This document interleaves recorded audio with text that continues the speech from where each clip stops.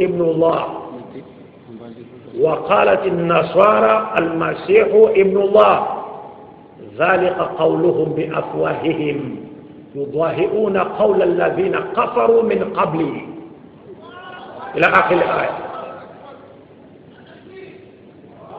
Le Coran nous dit, les Juifs disent Osée le fils de Dieu et les chrétiens disent de Jésus qu'il est le fils de Dieu. Mais Dieu nous dit dans le Coran, ça ce sont des paroles qui viennent d'eux-mêmes. Ils n'ont reçu de Dieu aucune révélation confirmant ces déviations-là. Ils ne font que suivre des gens, une nation qui s'est égarée du droit chemin avant eux. Ou ils ne font que suivre des gens qui se sont égarés du droit chemin avant eux.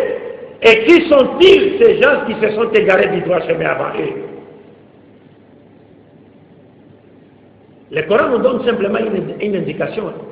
Il appartient maintenant aux musulmans de faire des recherches pour trouver, n'est-ce pas, ces gens-là qui se sont égarés du droit chemin avant les chrétiens et que les chrétiens ont imité dans cette filiation divine qu'ils ont conférée à qui? Ces droits à la filiation divine qu'ils ont conférée à qui? À Jésus-Christ. Et les gens qui se sont égarés du droit chemin avant, et ce sont qui? Ce sont les Romains, notamment les Romains. Vous voyez, j'ai par exemple ce livre ici, qui s'intitule Les maîtres de la mythologie grecque et romaine. Vous avez ici tout un conteneur des fils de Dieu et des fils de Dieu qui ont existé chez les Grecs et les Romains. Tout un conteneur.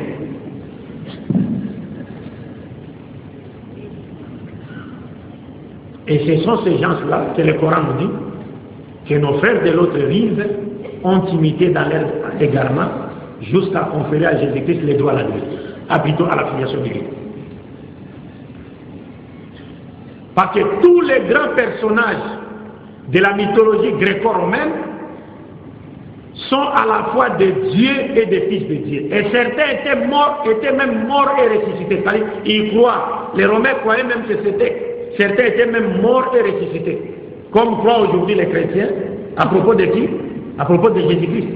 Parce qu'ils croient qu'il était mort et ressuscité. Ça existait chez les païens grecs et romains. Et le père de tous les dieux dans la mythologie gréco-romaine, c'est Jupiter, ou le dieu Zeus, qui est lui-même le fils d'un autre dieu, Chronos. Et sa mère, c'est Junon.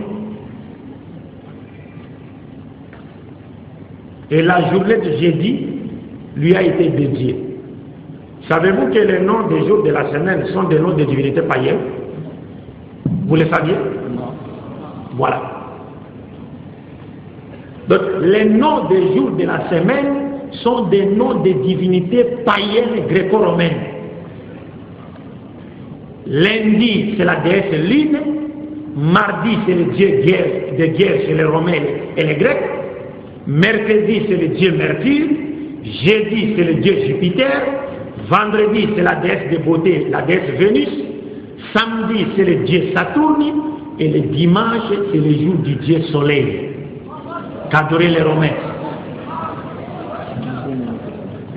Vous comprenez? Et cette journée a été imposée aux chrétiens par l'empereur romain Constantin le Grand, qui adorait le dieu Soleil.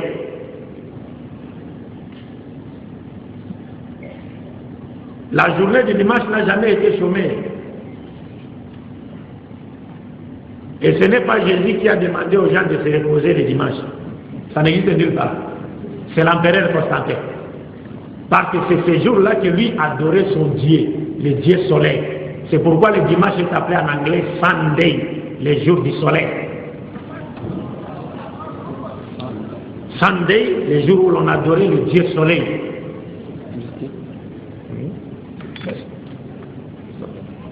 أعوذ بالله من الشيطان الرجيم بسم الله الرحمن الرحيم قل هو الله أحد الله الصمد لم يلد ولم يولد ولم يكن له كفوا أحد. Jazakumullah khair al-jaza. J'aime cette façon de lire le Coran. Peut-être que je reviendrai encore au Niger pour apprendre cette façon de lire.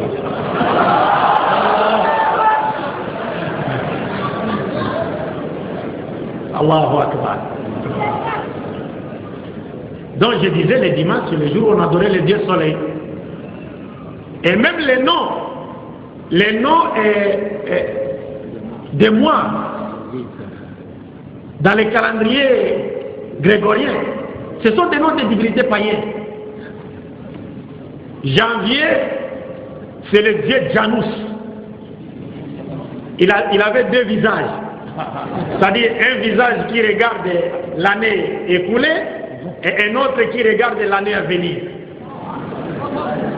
Et février, bon, c'est le jour où ils célébraient leur mort, n'est-ce pas? Ils faisaient des incantations et ainsi de suite. Mars, c'est encore le dieu des guerres chez les Romains et les Grecs. C'est pourquoi même le terme art martial est venu de Mars, le dieu de la guerre, l'art de combat. Et avril, c'est la déesse de beauté, Aphrodite. Mai, c'est le dieu Maïa. Juin, c'est la mère de Jupiter, la mère de dieu Jupiter. Ça c'est juin, Junon. Et juillet, c'est le nom de l'empereur Julius Caius Caesar, Jules César. Parce que c'est Jules César qui a corrigé l'antique calendrier romain, qui avait plus de 400 quelques jours. Il a réduit en 365 jours, mais il a commis une erreur. Parce que les années bissextiles venaient au moins 8 ans après, quelque chose comme ça. Donc, à l'honneur à ce qu'il a, en reconnaissance à ce qu'il a fait, donc les Romains lui ont dédié le mois de juillet. Julius Caius Caesar, Jules César. Mais alors, lorsque l'empereur Auguste est arrivé au pouvoir, il a corrigé l'erreur qu'avait commis qui? L'empereur Jules César. Il a corrigé cela et en signe de reconnaissance, les Romains lui ont dédié le mois d'août, Augustus. Ça porte le nom de l'empereur Auguste. Mais ce mois n'avait que 30 jours. Tandis que le mois de juillet avait 31 jours. Alors les Romains se sont dit, mais non, Jules César fut un grand, et Auguste également c'était un grand. Donc Jules César ne peut pas avoir plus de jours qu'Auguste. Donc ils ont amené le mois d'août à 31 jours. Donc juillet a eu 31 jours et le mois d'août, ce sont les deux mois qui se suivent et qui ont 31 jours. Et malgré cela, il y avait encore une erreur dans ces calendriers-là, parce que j'ai étudié tous ces calendriers.